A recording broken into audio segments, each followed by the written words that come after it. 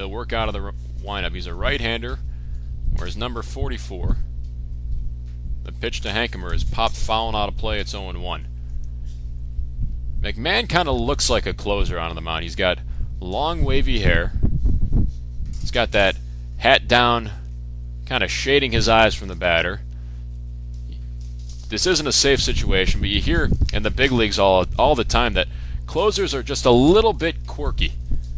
There's a single into left field for Colt Hankemer. The left fielder having some trouble with it, and Hankemer is going to go to second. That's going to be a double for Colt Hankemer.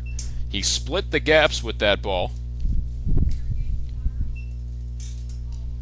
Lined it into left field. It didn't look like Conroy saw that ball off the bat very well. He couldn't pick it on the short hop, and Hankemer has a double. That's his third double in 2 games. Getting back to the closers, one of the goofiest closers, but actually one of the most hilarious closers I've ever seen, is the closer for the San Francisco Giants, Brian Wilson, who has one of the most out-of-control beards that I've ever seen. And not only is it long, but he dyes it black. And he had quite a performance in last year's World Series. We saw him in Chicago the entire week up on the north side. The Cubs played the Giants in a 4-game set, and Wilson actually blew a save today. The Cubs won that ball game in 13 innings.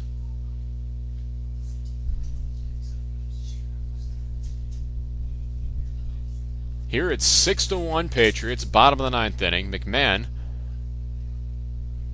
out of the stretch, the 0-1 to Clancy. Check swing, he did not go around, 1-1 the count. That was a slider missed downstairs.